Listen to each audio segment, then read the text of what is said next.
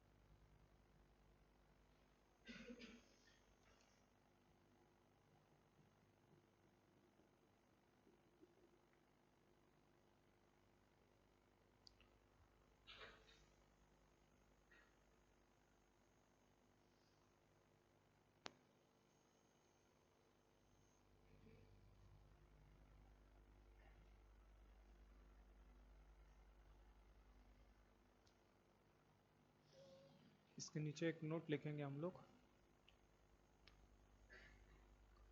कल हमने इक्विलिब्रियम का एक्सप्रेशन लिखना सीखा था, तो जब उसमें हम लोग लिखते थे तो ऊपर क्या आते थे? प्रोडक्ट, नीचे क्या आते थे? रिएक्टेंट। लेकिन अगर कभी हमारे पास, है ना, इक्विलिब्रियम का जब कांस्टेंट का एक्सप्रेशन लिखने जा रहे हैं और रिएक्शंस के अंदर अगर हमारे कभी भी गैसेस के साथ कोई सॉलिड या लिक्विड अपीयर हो जाए, कोई केमिकल रिएक्शन है उसमें गैस तो इन्वॉल्व है, साथ में कोई सॉलिड आ गया या लिक्विड आ गया, तो उसके एक्टिव मास को हम लोग कितना लेते हैं? 1। उसके एक्टिव मास को क्या माना जाता है? कांस्टेंट। मतलब वो कभी भी इक्विलिब्रियम के एक्सप्रेशन में आने वाला नहीं है। तो नोट में यही चीज लिखना है, लिख लो इस चीज को।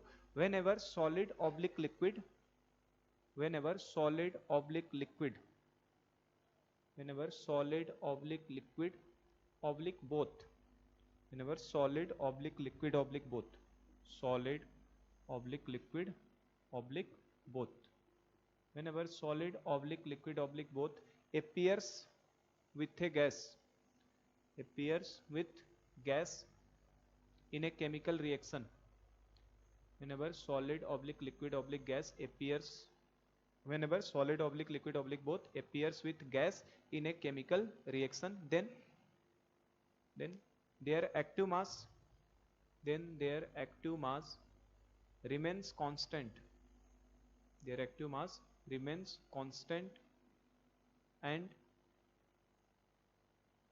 taken as unity, their active mass remains constant and taken as unity, unity मतलब 1, taken as unity, hence they will not appear, hence they will not appear in expression of, they will not appear in expression of equilibrium constant, they will not appear in expression of equilibrium constant, equilibrium constant के expression में कभी appear होने वाले नहीं है। For example जैसे मुझे इस तरीके का कोई रिएक्शन दे दिया, CaCO3 सॉलिड है, ठीक ना, that will be dissociated and associated into calcium oxide solid plus CO2 gas.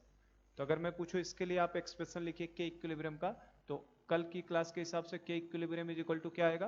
Concentration of this substance into concentration of this substance divided by concentration of this substance. यही किया था ना, product ऊपर reactant नीचे। लेकिन सॉलिड को मैंने बताया कभी गैस के साथ अपीयर तो लेने की जरूरत नहीं है, तो ये भी नहीं आएगा एक्सप्रेशन में, ये भी नहीं आएगा, केवल और केवल क्या आएगा?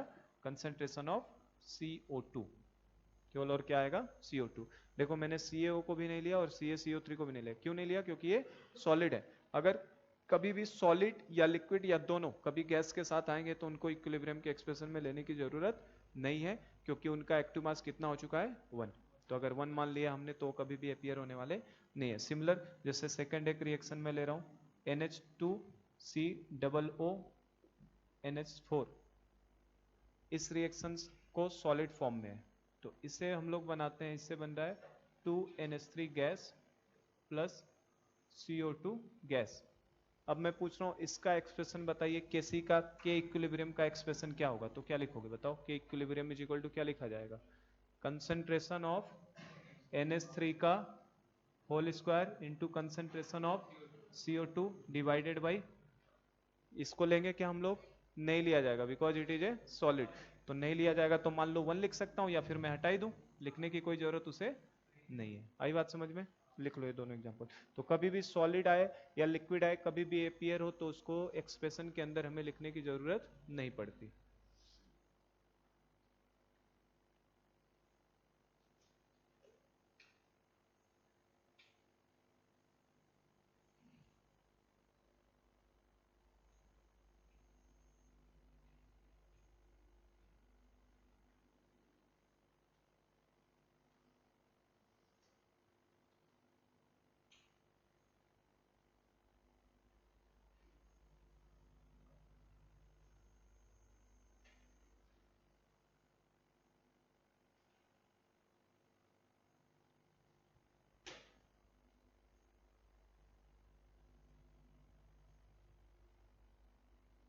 अच्छा, केवल अगर लिक्विड लिक्विड रहेगा तो क्या होता? केवल लिक्विड होता तो हटा देते कि तब लिया जाता? लिया जाता, क्योंकि क्या लिखा है मैंने कि अगर गैस के साथ आएगा तो उसको लेने की जरूरत नहीं है, लेकिन केवल लिक्विड लिक्विड आएगा तो उसको हमें लेना पड़ेगा। केवल सॉलिड सॉलिड आएगा तो भी लेना पड़ेगा, लेकिन वो गैस के साथ आएगा तो कभी लेने की जरूरत नहीं पड़ेगी। और इवन क्या सॉलिड सॉलिड का कोई रिएक्शन मिलेगा क्या? ऐसा दो सॉलिड रिएक्ट करके कोई प्रोडक्ट बना रहे हैं, ये दो सॉलिड हैं, इनको अगर रिएक्ट करवाया जाए तो ये रिएक्ट होंगे क्या? कभी सॉलिड फॉर्म में रिएक्शन हो सकती है? एलॉय वगैरह का फॉर्मेशन होता है जो डी ब्लॉक में हम लोग पढ़ते हैं, तो इसके अंदर मेटल के अंदर मेटल मेल्टेड स्टेट में जाता है ना, मोल्टन फॉर्म में। ये दोनों सॉलिड एक दूसरे से रिएक्ट कभी करेंगे क्या? नहीं। तो सॉलिड वाला हमें नहीं मिल सकता, लेकिन लिक्विड का तो हमें रिएक्शन मिल ही सकता है। आई बात समझ में? तो ये एक्टिव मास का इस तरीके से निकालना है, करना है हमें काम, ठीक है ना। और नोट्स को ध्यान में रखिए दिमाग में कि कैसे किया हमने काम को। अब इसी एक एक्टिव मास के ऊपर एक सवाल भी लगा लेते हैं हम लोग कि कैसे एक्टिव मास पूछता है क्वेश्चन में हमें। जैसे क्वेश्चन के फॉर्म में लिखो, कैलकुलेट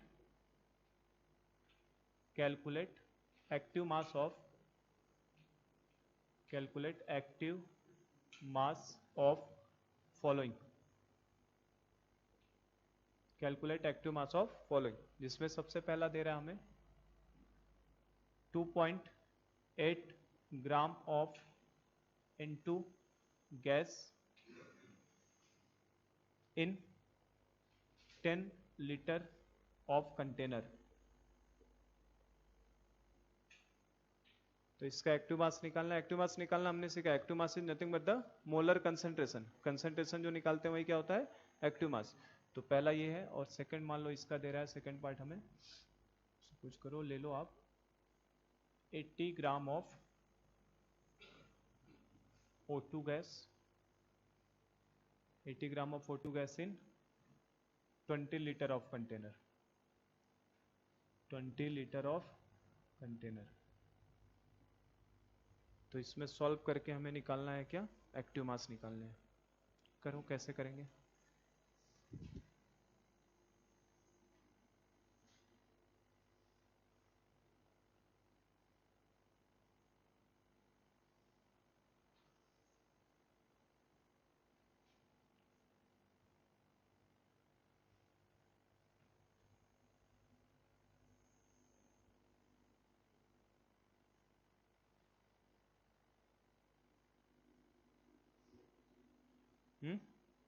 पहले का है क्या? 0.02? सही बोल रहे हो कि गलत बोल रहे हो? एक्टिव मास देखो, एक्टिव मास ऑफ नाइट्रोजन लिखेंगे हम लोग, विल बी इक्वल टू क्या होगा? Moles of nitrogen upon volume of container. तो मोल्स ऑफ नाइट्रोजन हो गया है ऊपर अपॉन वॉल्यूम ऑफ कंटेनर। तो मोल्स ऑफ नाइट्रोजन क्या है? मास दिया है ना, तो मास 2.8 डिवाइडेड बाई कितना होता है? 28 ना। नाइट्रोजन का ग्राम मोलिकुलर मास कितना होगा? 28 डिवाइडेड बाई वॉल्यूम कितना दिया है? 10 लीटर। तो कितना होगा ये 1/10 होगा ना, तो ये फाइनली 1/100 हो जाएगा, मतलब 0.01। और यूनिट क्या होगी? मोल पर लीटर। यूनिट क्या होगी? और प्रेशर के टर्म्स में एक्सप्रेस करेंगे तो यूनिट क्या होती है? एटीएम। प्रेशर में क्या आ जाता है? एटीएम। और इसके अंदर क्या आएगा, मोल पर लीटर। सेकंड वाले का आंसर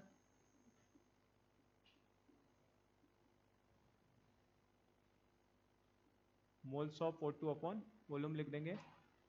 सेकंड वाला लगा लेंगे ना, कितना आ रहा है? 2 मिनट के सवाल है क्या?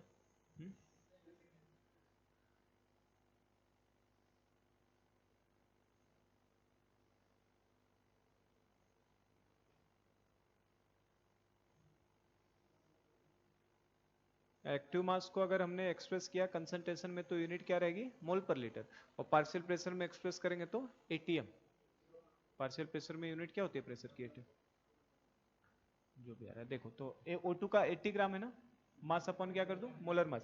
मोलर मास कितना हो जाएगा 32, वॉल्यूम कितना 20। तो ये 32 का कितने टाइम्स है, 1.5 टाइम्स है क्या, 1.5 टाइम्स है ना। तो 1.5 डिवाइडेड बाई 20, तो ये कितना हो जाएगा, 1/8 आ जाएगा क्या, 1/8 क्या हो जाएगा, मोल पर लीटर। 1/8 आ रहा है ये, सही है, ठीक है। तो ये 1.8 मोल पर लीटर, यूनिट ध्यान रखना, यूनिट क्या आएगी, मोल पर लीटर।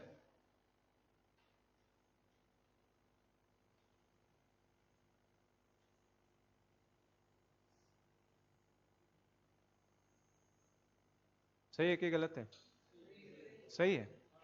1.5 का 8 टाइम्स 20 होता है क्या, कि 12 होता है, हाँ? 1.5 का 8 टाइम्स 20 होता है कि 12 होता है, तो ये गलत ही है ना। ये देखिए 80/32 करेगा तो 32 2.5 आएगा ना ये, वो गलत लिखा हमने, वो 2.5 आएगा। तो 2.5 8 जा हो जाएगा 20, अब ठीक है, सही है ना, ठीक है। वो 2.5 आएगा, वो गलती से 1.5 लिखा था, डेट विल बी 2.5। तो अब इस बेसिस पे हमने एक्टिव मास को समझ लिया कि दो तरीके से, एक तो कंसंट्रेशन में भी एक्सप्रेस कर सकते हैं और एक प्रेशर के टर्म्स में भी एक्सप्रेस कर सकते हैं। तो इसके बेसिस पे जो इक्विलिब्रियम कांस्टेंट है, 3 बजे तक है। इक्विलिब्रियम कांस्टेंट जो है हमारा, इक्विलिब्रियम कांस्टेंट दो टाइप्स का डिफाइन किया गया है। तो नेक्स्ट डालेंगे हम लोग types of equilibrium constant, types of equilibrium constant, equilibrium constant के types, types of equilibrium constant. तो एक्टिव मास किस किस फॉर्म में एक्सप्रेस कर सकते हैं, या तो कंसंट्रेशन में या तो पार्शियल प्रेशर में। तो उसके बेसिस पे दो तरीके का होता है हमारा इक्विलिब्रियम कांस्टेंट, जिसमें से सबसे पहला होता है हमारे लिए, जिसको हम लोग बोल रहे हैं के, कोने में लिख दिया मैंने सी। अभी के इक्विलिब्रियम हटा के क्या लिख दिया मैंने, के सी। कब लिखा जाता होगा के सी, जब एक्टिव मास को कंसंट्रेशन में एक्सप्रेस कर दिया जाएगा तो क्या हो जाएगा के सी, और उसी एक्टिव मास को प्रेशर में एक्सप्रेस कर देते हैं तो हो जाता है के पी। समझे बात को। तो के सी का मतलब लिखो क्या होता है, पहला है के सी,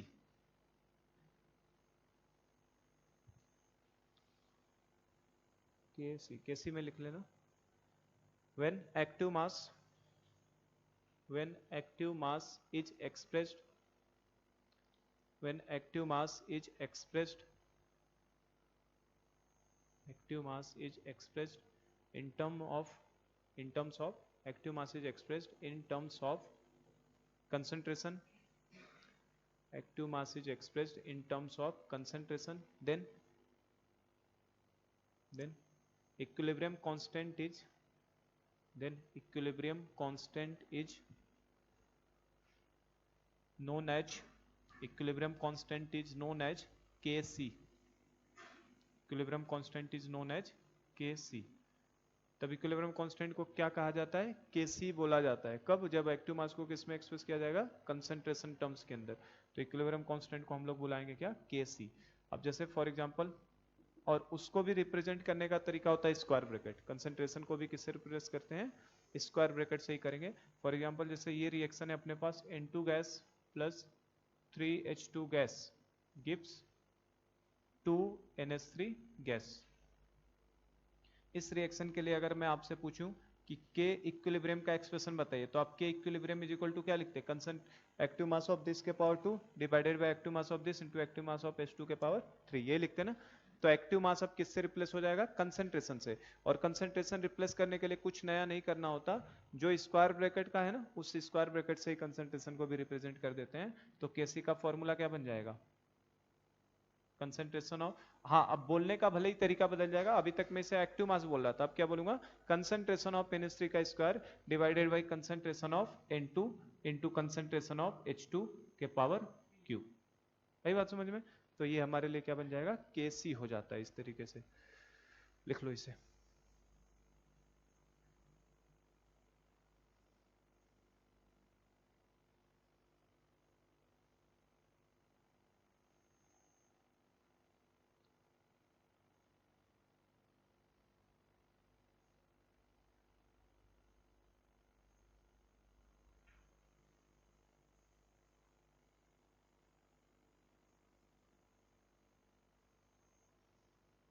मतलब Kc और K इक्विलिब्रियम में कोई फर्क है क्या, एक ही चीज है, बस फर्क ये है कि हम लोग बोलते वक्त के इक्विलिब्रियम में क्या बोलते थे, एक्टिव मास, और अब क्या बोल रहे हैं उसको, कंसंट्रेशन। एक्चुअल में के इक्विलिब्रियम जैसा कुछ होता ही नहीं है, के इक्विलिब्रियम जैसा कुछ होता ही नहीं है। क्या होता है एक्चुअल में, वो केसी होता है या तो केपी। केसी जब होता है तो कंसंट्रेशन के फॉर्म में लिखा जाता है, और केपी होता है तो पार्शियल प्रेशर के फॉर्म में लिखा जाता है। आई बात समझ में। तो सेकंड हम लोग वही लिखेंगे, सेकंड क्या लिखेंगे, केपी। सेकंड क्या है, केपी। केपी को क्या लिखेंगे, केपी कब करोगे, जब एक्टिव मास को किस में एक्सप्रेस किया जाएगा, पार्शियल प्रेशर के टर्म्स में, तो उसको क्या बोल देंगे, केपी। तो लिख लो, यही चीज लिखना है। When active mass is expressed, when active mass is expressed, when active mass is expressed in terms of partial pressure, when active mass is expressed in terms of partial pressure, then equilibrium constant is known as, then equilibrium constant is known as Kp, then equilibrium constant is known as Kp। तो उसको किससे represent कर दिया जाता है, Kp से। तो इसमें क्या आना है, पार्शियल प्रेशर आना है। सेम वही एग्जांपल मैं फिर से ले रहा हूं, देखो इसके लिए एग्जांपल वही ले रहा हूं, N2 gas plus 3H2 gas क्या देने वाला है, कंबाइंड होके 2NH3 गैस, ठीक है ना। इसके लिए हमें क्या लिखना है, Kp लिखना है। अब मैं K इक्विलिब्रियम नहीं, अब नया टर्मिनोलॉजी हमारे लिए यूज होगा क्या, Kc और Kp। तो Kc तो वही लिखना है जैसे लिख रहे थे, Kp के लिए नया तरीका हो जाता है। अगर Dalton's law of partial pressure याद है हमें, उसमें क्या होता था, पार्शियल प्रेशर के गैस का सम टोटल किसके बराबर होता है, टोटल प्रेशर के, यही करते थे। तो पार्शियल प्रेशर कैसे रिप्रेजेंट करते थे, जिसका लिखना होता था प्रेशर, और जिस गैस का, जैसे NH3 का लिखना है तो कोने में लिख देते थे। तो ये PNH3 क्या बताएगा, पार्शियल प्रेशर ऑफ NH3। तो बस इस एक्टिव मास की जगह पे अब क्या आ गया, पार्शियल प्रेशर ऑफ NH3, और उसके पावर कितना चला जाएगा, 2, समझे क्या, डिवाइडेड बाई क्या हो जाएगा, partial pressure of N2 into partial pressure of H2, और इसके पावर कितना, 3। समझे क्या बात को। तो इस तरीके से बस इसको हम लोग चेंज कर देते हैं थोड़ा सा, सिंपल है ना ये भी। पार्शियल प्रेशर में क्या करना है, बस उसके डब्बे को हटा के PP लिख देना है, प्रेशर लिख देना है, तो हो जाएगा।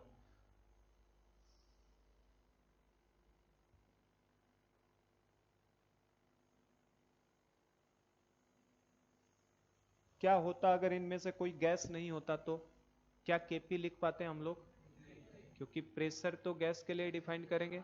तो इसका मतलब Kp केवल और केवल तब डिफाइंड होता है जब कम से कम उसके अंदर एक गैसियस सब्सटेंस मौजूद हो। अगर गैसियस सब्सटेंस मौजूद नहीं है तो Kp के डिफाइन करने का कोई मतलब नहीं है। आई बात समझ में। तो इस चीज को नीचे लिखने के बाद लिख लेना नोट बना के।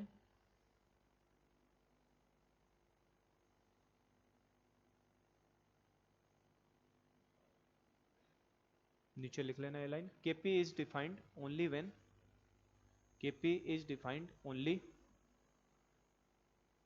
Kp is defined only when reaction involve, Kp is defined only when reaction involve at least one gaseous substance, reaction involve at least one gaseous substance,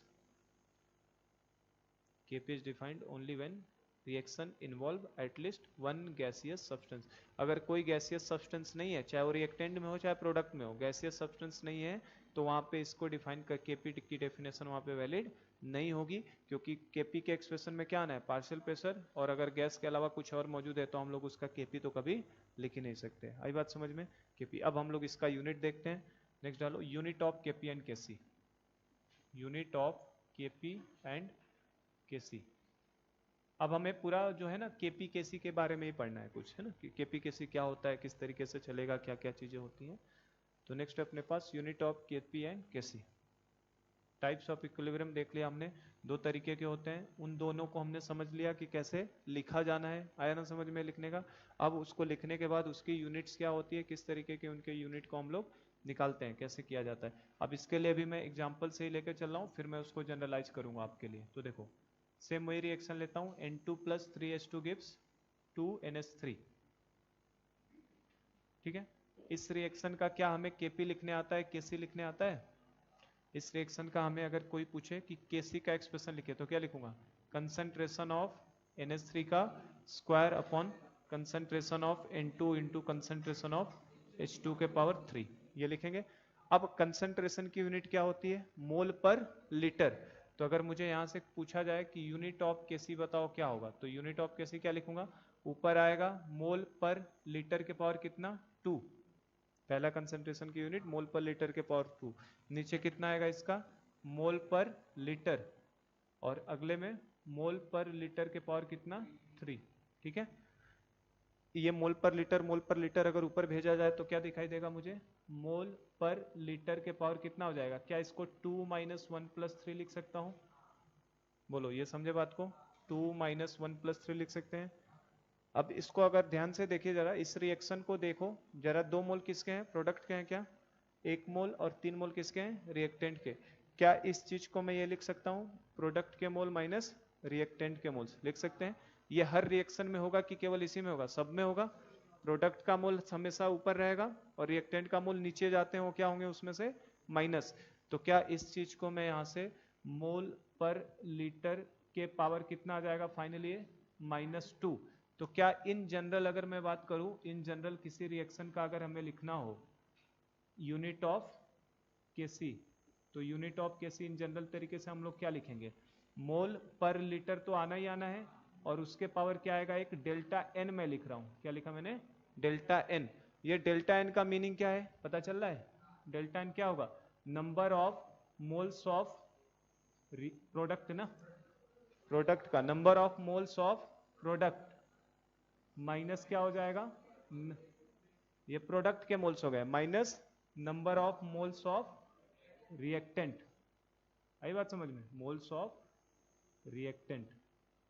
तो number of moles of product minus number of moles of reactant को ही क्या लिखा जाएगा, delta N. तो क्या आप किसी भी रिएक्शन का आप बता लेंगे कि केसी की यूनिट क्या होगी, मोल पर लीटर के पावर केवल क्या करना रहेगा, डेल्टा एन। और डेल्टा एन कैसे पता करेंगे, प्रोडक्ट के कितने मोल्स हैं उनमें से क्या कर देंगे, रिएक्टेंट के टोटल मोल्स को माइनस कर देंगे। तो ये हमारे लिए जनरल तरीके का फॉर्मूला बन जाता है कि कभी भी केसी की यूनिट निकालनी है तो क्या करना पड़ेगा, मोल पर लीटर के पावर क्या हो जाएगा, डेल्टा एन। और डेल्टा एन मतलब समझ चुके हैं ना, प्रोडक्ट के मोल्स माइनस रिएक्टेंट के। अब पहले केसी को भी निकाल लें फिर एक साथ लिखना।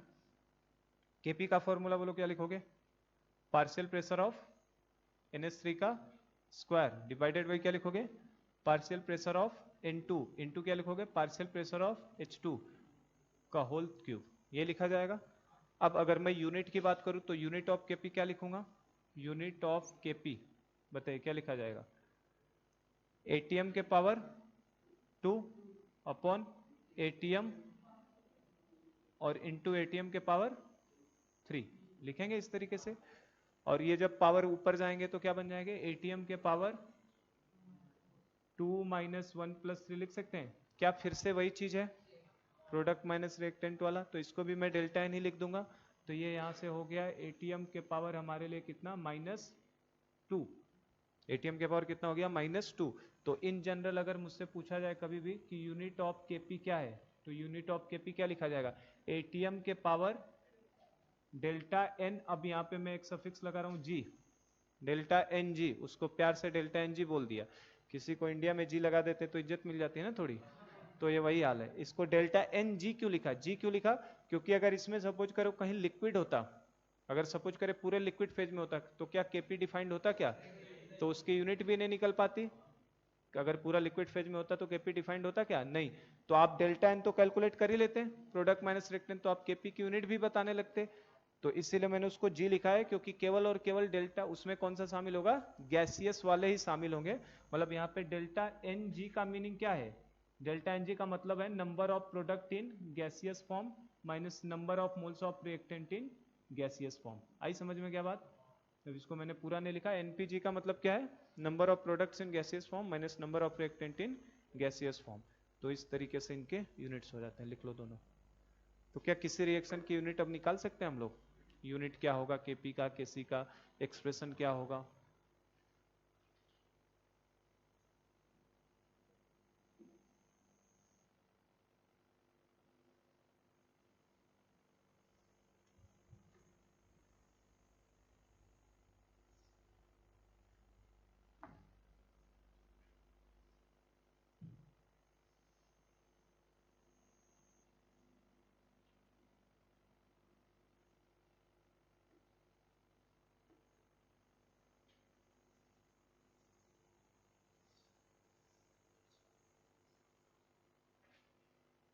जी का मतलब क्या है, गैस। जी क्यों लगाया, गैस के लिए है ना, तो ध्यान रखना गैस के मोल्स माइनस गैस के ही मोल्स होने चाहिए दोनों तरफ। रिएक्टेंट का भी गैसियस, प्रोडक्ट का भी गैसियस फॉर्म।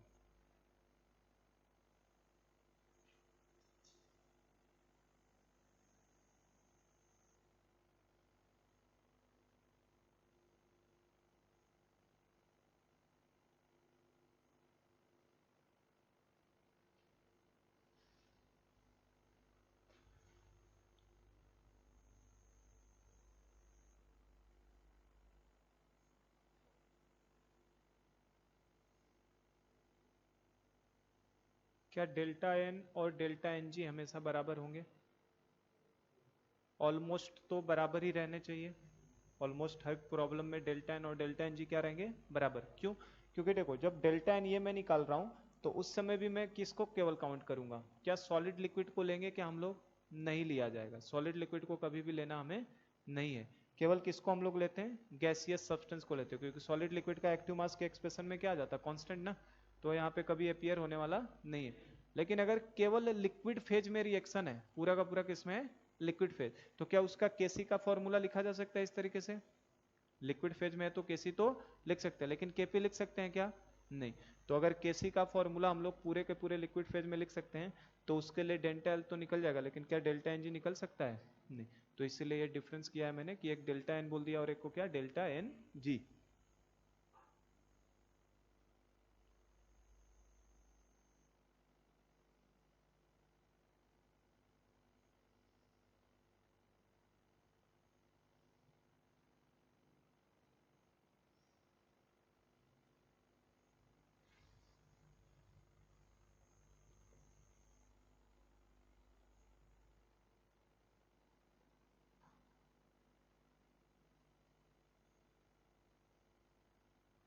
नेक्स्ट हम लोग डालते हैं रिलेशन बिटवीन केपी एंड केसी।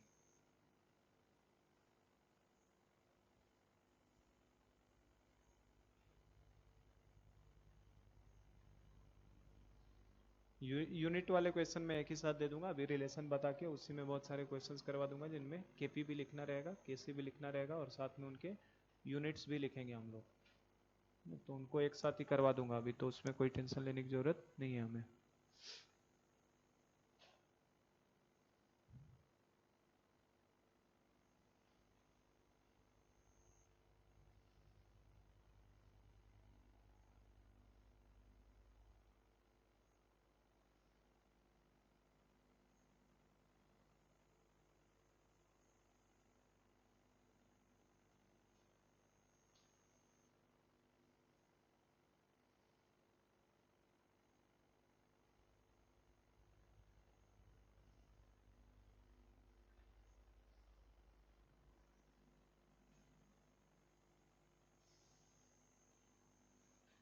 कर लिए क्या,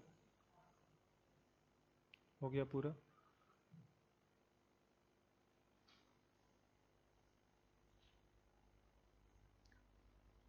रिलेशन बिटवीन केपी एंड केसी। पहले तो ये बताइए केपी और केसी में रिलेशन केवल उन रिएक्शंस के लिए ही डिफाइन कर सकते हैं हम लोग ना जिनके अंदर गैसियस कम से कम एक सब्सटेंस आए। अगर गैसियस सब्सटेंस नहीं है तो क्या केपी डिफाइंड है उसके लिए? नहीं, तो वहां रिलेशन की भी कोई बात नहीं होगी। मतलब ये केवल और केवल उन तरीके के रिएक्शंस के लिए एप्लीकेबल होगा जिनमें एटलीस्ट वन गैसियस सब्सटेंस आए हमारा, ठीक है ना। तो इसमें लिखना एक line, it is applicable only for those reaction, it is applicable only for those reaction which involve, it is applicable only for those reaction which involve at least one gaseous substance, which involve at least one gaseous substance। ये केवल उस reaction के लिए applicable होगा जिसमें कम से कम केवल एक क्या है, गैसियस सब्सटेंस। क्योंकि अगर आपका एक भी गैसियस सब्सटेंस नहीं है तो क्या केपी डिफाइन कर पाएंगे? नहीं, और केपी डिफाइन नहीं होगा तो रिलेशन की तो कोई सवाल ही नहीं वहां पे। अब इसको मैं एक जनरल इक्वेशन से लेकर चल रहा हूं, फिर हम लोग फॉर्मुलेट कर देंगे कि क्या बनता है। जैसे देखो, सपोज करो कोई रिएक्शन लिख रहा हूं, 2A gas plus B solid plus 2C liquid, reversible reaction है ये हमारे लिए, है ना। ये हमें दे रहा है, कुछ करो 3D gas plus E gas plus 2F solid. ये कोई केमिकल रिएक्शन है ना, इस तरीके की कोई हाइपोथेटिकल रिएक्शन ले लिया। अब इस रिएक्शन में देखो मैंने सबको डाल दिया है क्या, सॉलिड लिक्विड गैस, तीनों फेज डाल दिए हैं। तीनों फेज डाल दिए तो ऐसे रिएक्शंस को बोलते हैं हम लोग हेट्रोजीनियस। होमोजीनियस का मतलब क्या होता था, जिनमें सब सेम फेज हो, और हेट्रोजीनियस मतलब जिनमें सब क्या हो, डिफरेंट डिफरेंट। तो आगे हम लोग पढ़ेंगे ये कैटेगरी वाइज कि होमोजीनियस रिएक्शन कैसे डील करते हैं, हेट्रोजीनियस। अब ये अगर ये रिवर्सिबल रिएक्शन है तो मुझे बताओ क्या ये क्लोज कंटेनर में हो रही होगी? रिवर्सिबल रिएक्शन किस में हमेशा होती है, क्लोज कंटेनर में। तो मान low volume of close container, जिस क्लोज कंटेनर के अंदर हो रही है उसके वॉल्यूम को मैंने कितना मान लिया, कैपिटल V, और उस जिस टेम्परेचर पे रिएक्शन हो रही है उसके टेम्परेचर को कितना मान लिया हमने, कैपिटल T। समझे इस बात को? जिन किस वॉल्यूम के कंटेनर में हो रहे उसको माना कैपिटल V और टेम्परेचर कितना माना, कैपिटल T। तो अब मुझे बता सकते हैं इस रिएक्शन का Kc का एक्सप्रेशन क्या लिखेंगे आप, Kc बताओ, Kc में क्या लिखोगे? क्या Kc लिखने में F आएगा? क्या F आएगा उसमें? नहीं आएगा। F क्या है, सॉलिड है ना। सॉलिड और लिक्विड को मैंने बताया कि कभी अपीयर नहीं करना है। तो क्या आएगा एक्सप्रेशन में बताओ, D के पावर क्या आएगा, D तो आएगा ना, 3 अपॉन इंटू E भी आएगा। F आएगा क्या ऊपर? नहीं, ऊपर आगे प्रोडक्ट, नीचे क्या आने हैं, रिएक्टेंट्स। बताओ रिएक्टेंट में A कहाँ आएगा, A के पावर कितना, 2। क्या B आएगा इसमें, C आएगा? नहीं, C क्या है, लिक्विड है। सॉलिड और लिक्विड कभी भी एक्सप्रेशन में नहीं आए। तो क्या ये इसके Kc का एक्सप्रेशन समझे? Kc ऐसे ही लिखा जाएगा, सॉलिड और लिक्विड को हमने इसमें शामिल नहीं किया। अब अगर मुझसे Kp का एक्सप्रेशन पूछे तो Kp क्या लिखूंगा मैं, पार्शियल प्रेशर ऑफ, जो चीजें गैस हैं वही आएंगी। तो पार्शियल प्रेशर ऑफ क्या आएगा, D के पावर कितना, 3 into partial pressure of E divided by partial pressure of किसका, A का, और उसके पावर कितना, 2। बोलो ये समझ में आई बात? लिख सकते हैं इस तरीके से। अब जो गैसेज हैं इनके अंदर गैसेज कौन कौन सी हैं, A, D और E। क्या गैसेज के लिए हमारा पार्शियल प्रेशर जो है डिफाइंड किया गया था Dalton's law of partial pressure के हिसाब से, बताया गया था ना। तो क्या गैसेज के लिए हम लोग आइडियल गैस इक्वेशन अप्लाई कर सकते हैं? तो अब अगर मैं आइडियल गैस इक्वेशन को अप्लाई करना चाहूं यहाँ पे, IG आइडियल गैस इक्वेशन क्या कहता है, PV इक्वल टू क्या होता था, nRT। तो क्या मैं, जब तक मैंने बताया था कुछ नहीं बोला जाता, तो हर चैप्टर में गैस क्या मान के चली जाती है, आइडियल। रियल गैस केवल उसी चैप्टर में पढ़ते हैं, बाकी जगह पे हमेशा गैस कैसी मानते हैं, आइडियल। तो आइडियल गैस अगर अप्लाई किया जाए तो क्या कितने कितने गैसेज हैं अपने पास, गैस A भी है, गैस D भी है और गैस E भी है। ये 3 गैसेज है ना। अगर किसी गैस का पार्शियल प्रेशर मुझे निकालना है तो मैंने क्या बताया था, कैसे समझाया था पार्शियल प्रेशर को, कि कोई लड़का आ रहा है डाउट्स पूछने, 2 लोग आए, एक को मैंने भगा दिया, एक को डाउट्स बताया। इसका मीनिंग क्या हो, बोलेगा ना कि पार्शियलिटी करते हैं सर। तो क्या बताया था मैंने पार्शियल प्रेशर का कॉन्सेप्ट, कि कोई कंटेनर है उसमें बहुत सारे गैसेज रखे हुए हैं, तो जिस गैस का पार्शियल प्रेशर निकालना है हम लोग ये मानेंगे कि बाकी सारी गैसेज उसके अंदर मौजूद नहीं है। तो एक एक करके सबके ऊपर आइडियल गैस इक्वेशन लगाते थे, सबका पार्शियल प्रेशर हम लोग निकाल लेते थे, और इसी से तो प्रूफ किया था हमने Dalton's law of partial pressure को, है ना। तो अगर गैस ए के ऊपर मैं अप्लाई करूं तो क्या लिखूंगा, partial pressure of gas A into कितने वॉल्यूम में होगा, कैपिटल वी में ही रहेगा। मोल्स किसके केवल लूंगा अब, ए का, क्योंकि मैं ए का निकालना चाहता हूं, तो मोल्स भी किसके, ए के, आर टी। तो बोलो यहां से पार्शियल प्रेशर ऑफ ए किसके बराबर हो जाएगा, क्या इसको Na upon V R T लिख सकते हैं। और ये बताओ मुझे Na अपॉन वी को क्या कंसंट्रेशन बोलोगे कि नहीं, कंसंट्रेशन बोलते ही है। तो यहां से क्या समझ में आया, partial pressure of A is equal to concentration को मैंने अभी बताया इस तरीके से रिप्रेजेंट कर सकते हैं हम लोग। तो इस तरीके से लिख सकता हूं क्या, concentration of A R T. क्या सिमिलरली डी के ऊपर लगा दिया जाए, P D into V is equal to क्या हो जाएगा, एन डी आर टी। तो यहां से क्या पी डी निकल जाएगा, क्या हो जाएगा बताओ, N D by V into R T. क्या ये फिर से कंसंट्रेशन टर्म है, तो क्या हो जाएगा, P D is equal to concentration of D R T हो जाएगा। और लास्ट अगर देखा जाए ई गैस के लिए तो P into V is equal to क्या, एन ई आर टी। तो यहां से अगर फिर से मैं लगाऊं तो P E is equal to क्या लिख सकता हूं, N E upon V R T. तो बोलो एन ई अपॉन वी को क्या कंसंट्रेशन ऑफ ई लिख सकते हैं, तो ये इक्वल हो जाएगा किसके, P E is equal to क्या हो जाएगा, concentration of E R T. बोलो यहां तक समझ में आया क्या किया हमने। अब इस वैल्यूज को क्या मुझे सब पीए पीडी पी तीनों मिल चुके हैं पार्शियल प्रेशर, किसके टर्म्स में, कंसंट्रेशन के टर्म्स में। इन वैल्यूज को उठा के क्या मैं केपी के एक्सप्रेशन में डाल सकता हूं, इन तीनों वैल्यूज को उठा के कहां डाल दिया जाए, केपी के एक्सप्रेशन में।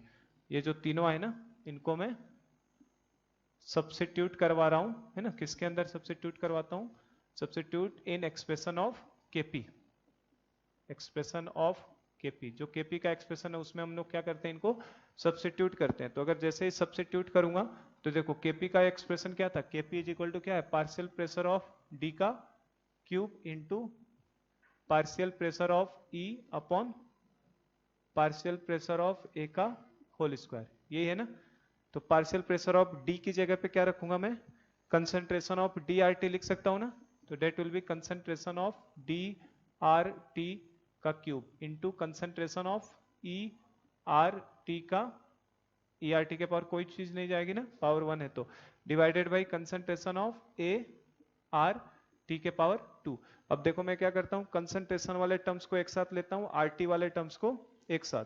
तो जैसे यहां से कंसंट्रेशन वाले टर्म्स एक साथ लिए जाएंगे क्या दिखाई देगा, डी के पावर 3 इंटू ई, सही है, डिवाइडेड बाई कंसंट्रेशन ऑफ ए के पावर कितना 2 इंटू, देखो आर टी को एक साथ ले लिया, इस आर टी को क्या मैं 3+1 रख दूं, ऊपर का कितना 3+1, और नीचे से जो जा रहा है वो कितना जा रहा है, -2, है ना। अब इस वैल्यू को जरा ध्यान से देखो जो आर टी के पावर है, इस रिएक्शन के लिए अगर मैं डेल्टा एन जी पूछता तो क्या आता, इस रिएक्शन के लिए अगर मैं पूछूं आपसे कि डेल्टा एन जी बताओ कितना आएगा, डेल्टा एन जी मतलब क्या सॉलिड और लिक्विड को कभी लेते हैं हम लोग, नहीं, केवल गैस को लेते हैं। तो बताओ डेल्टा एन जी क्या, अगर हमने केपी डिफाइन किया तो उसमें डेल्टा एन जी आना है, बता दिया था मैंने अभी। तो हम लोग इस रिएक्शन का डेल्टा एन जी निकालने चले, बताओ डेल्टा एन जी क्या लिखोगे, number of gaseous moles of product minus number of gaseous moles of reactant.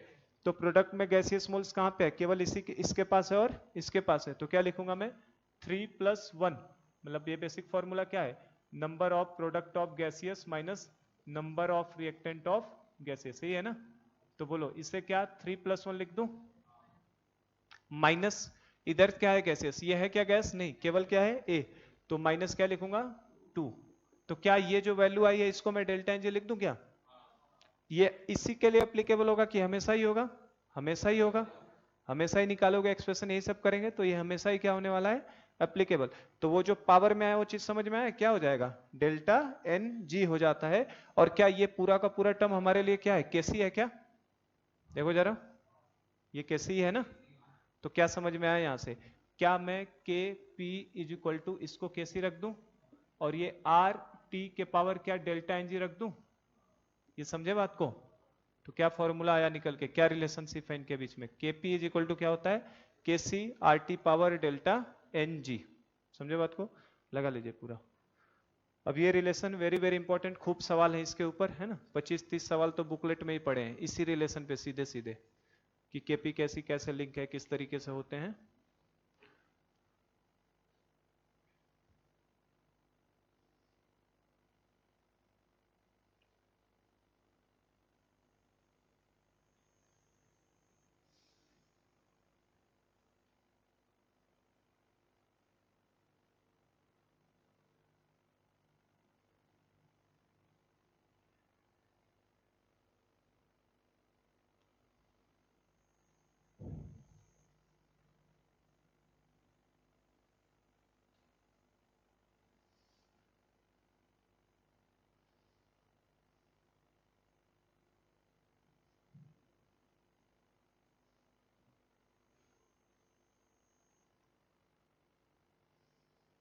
मेरे हिसाब से इसमें कोई कठिनाई नहीं है, आसान है ना। बस मेन फॉर्मूला कैसे निकाला वो प्रोसेस पे ध्यान रखो, हमें तो मेन सवाल उसी से करने हैं ना, के P is equal to K C R T power delta N ji.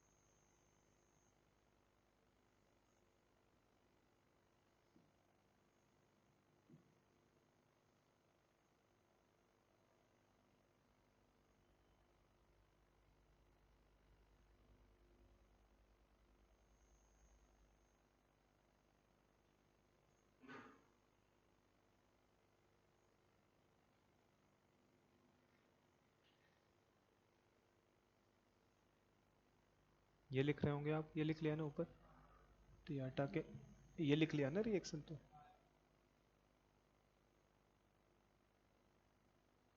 Formula लिख देता हूं मैं यहाँ पे।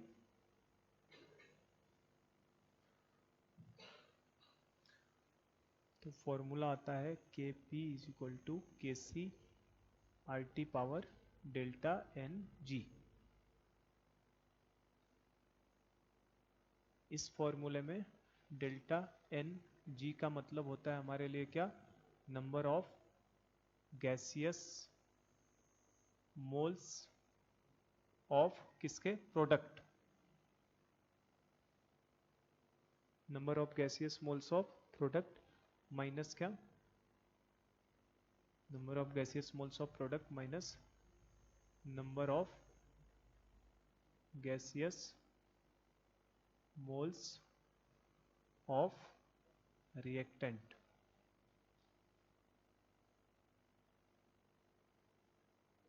ठीक है, डेल्टा एन जी का मतलब यही था ना, number of gaseous moles of product minus number of gaseous moles of reactant ले लेंगे। ये तो मैंने समझाने के लिए क्या था, ये हटा देता हूँ, इसका कोई यूज नहीं था ना, समझाने के लिए बताया था मैंने बस।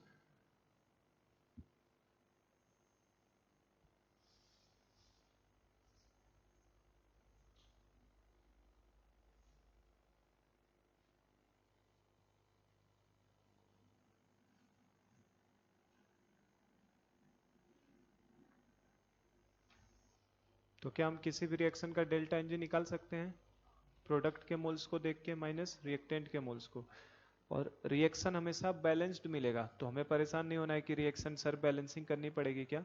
किसी किसी बुक में स्टाइचियोमेट्रिक कोएफिशिएंट भी लिखा रह सकता है, तो उससे कोई फर्क नहीं पड़ेगा। क्यों, क्योंकि केमिकल इक्विलिब्रियम में मैंने आपको कल एक अच्छी चीज बताई थी कि रिएक्शन हमेशा गिवन होगा, और वो भी रिएक्शन हमेशा बैलेंस्ड फॉर्म में गिवन होगा, और इवन हमको फिजिकल स्टेट भी दिया होगा, सॉलिड है, लिक्विड है, गैस है, क्योंकि हमें पता है अगर सॉलिड लिक्विड आएगा तो अपीयर होने वाला नहीं है, तो इसलिए फेज भी वो बता के हमें देता है हमेशा, इस चीज का ध्यान रखिएगा।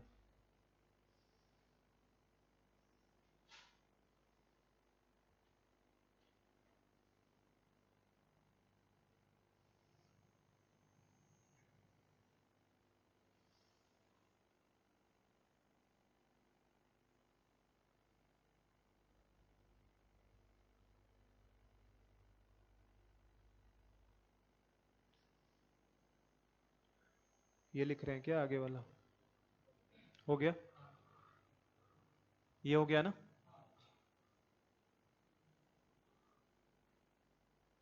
तो देखो क्या आया, ये फॉर्मूला लिख लेना अलग से। Kp इज इक्वल टू क्या आएगा, Kc RT के पावर डेल्टा Ng, जहाँ पे डेल्टा Ng का मतलब क्या होता है, number of gaseous moles of product minus number of gaseous moles of reactant. और कैपिटल T क्या है यहाँ पे हमारे लिए, टेम्परेचर। कैपिटल T क्या है, टेम्परेचर, और वो भी किस में होना चाहिए, इन केल्विन। मैंने बताया था विदाउट एनी एक्सेप्शन हर चैप्टर में टेम्परेचर फिजिकल केमिस्ट्री के किस में यूज होता है, केल्विन में। डिग्री सेंटीग्रेड में कभी लेने की जरूरत नहीं है, हमेशा ही केल्विन में यूज करना है। तो टेम्परेचर हमने किस में ले लिया, इसको केल्विन में। आर जो है, आर क्या है यहाँ पे, यूनिवर्सल गैस कांस्टेंट है यूजीसी, और इस यूजीसी की 3 वैल्यूज होती थी। कौन सी वैल्यू को यहाँ पे लिया जाएगा,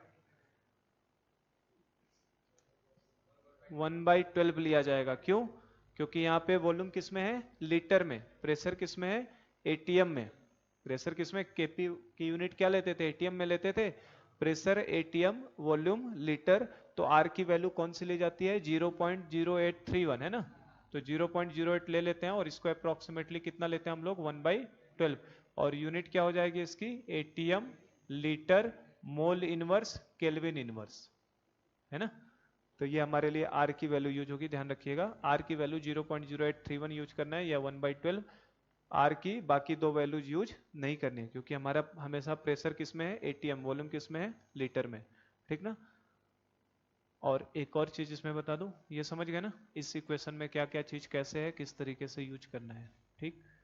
और एक और चीज इसमें जरा सा ध्यान रखो, किसी रिएक्शंस के लिए, है ना, अगर डेल्टा एन जी की वैल्यू 0 आ जाए, डेल्टा एन जी 0 भी तो हो सकता है, जितने प्रोडक्ट्स के मोल हैं उतने ही रिएक्टेंट्स के मोल हो। जैसे for example H2 plus I2 क्या देता है, 2HI। तो H2 का कितना मोल, 1 मोल, I2 का कितना मोल, 1 मोल, और प्रोडक्ट जो HI बना उसके कितने मोल, 2 मोल। सब गैसियस फेज में अगर है तो 2 - 2 क्या हो जाएगा, 0। तो क्या डेल्टा एन जी 0 आ सकता है कि नहीं, आएगा ही 0। अगर डेल्टा एन जी कभी 0 आ जाए तो इसका मतलब क्या है, Kp और Kc में क्या रिलेशन हो जाएगा, Kp बराबर किसके हो जाएगा, Kc के। किसी नंबर के पावर 0 का मतलब कितना आता है, 1। तो Kp बराबर किसके हो जाएगा, Kc के। समझे क्या बात को। अगर डेल्टा एन जी आपका 0 से बड़ा हो जाए, डेल्टा एन जी क्या हो जाए, तो ये वाला नंबर 0 से क्या हो गया, बड़ा। तो बड़ा हो गया तो ये नंबर तो पॉजिटिव है, आर टेम्परेचर कभी निगेटिव हो सकता है क्या, नहीं। तो ये नंबर हमेशा क्या आएगा, पॉजिटिव, और उसके पावर जा रहा है पॉजिटिव। तो इसका मतलब Kc में कुछ नंबर मल्टीप्लाई होके Kp मिल रहा है, तो इसका मतलब क्या समझ में आता है, Kp will be greater than Kc, ठीक है। और लास्ट एक और कंडीशन क्या हो सकती है, अगर डेल्टा एन जी 0 से छोटा हो जाए, तो छोटा होने का मतलब माइनस में आएगा, और माइनस में आएगा तो वो चीज जाके डिवाइड करेगी Kc को, तो इसका मतलब तब क्या हो जाएगा, Kp will be less than Kc। समझे क्या बात को। पर एक चीज ध्यान रखिएगा, मैंने टेम्परेचर तो बोल दिया कभी नेगेटिव नहीं होता, इसकी वैल्यू कितनी आर की, 1/12 है, 1/12 है ना। सपोज कर ये टेम्परेचर मेरा अगर 12 केल्विन से कम हो जाए, कितना, 12 केल्विन से कम, मान लो 11 केल्विन हो गया, तब तो 11/12 हो जाएगा ना। मतलब अगर टेम्परेचर 12 केल्विन से छोटा हो जाएगा तो ये नंबर 1 से छोटा हो जाएगा, और ये नंबर अगर 1 से छोटा हुआ तो उसके पावर लेके जाएंगे तो और छोटा हो जाएगा। समझ रहे हो क्या बात को। ये नंबर अगर 1 से छोटा हो गया तो उसके ऊपर पावर लेके जाएगा, सपोज करिए 1/2 हो गया। अगर मैंने टेम्परेचर 6 केल्विन रख दूंगा तो ये 1/2 आ जाएगा। तो 1/2 के पावर 1 की वैल्यू कितनी होती है, 1/2। 1/2 के पावर 2 की वैल्यू 1/4। 3 करूंगा तो और छोटा, मतलब अगर डेल्टा एन जी 0 से बड़ा होगा तो ये वैल्यू और छोटी होती जाएगी, ये छोटी होती जाएगी, इसका मतलब Kp की वैल्यू Kc से क्या हो जाएगी, छोटी। पर क्या कभी 12 केल्विन से कम टेम्परेचर पे रिएक्शन पॉसिबल है क्या, 12 केल्विन मतलब समझ रहे हैं, -2 कितना हो जाएगा, 261 डिग्री सेंटीग्रेड, क्योंकि 273 होता है ना।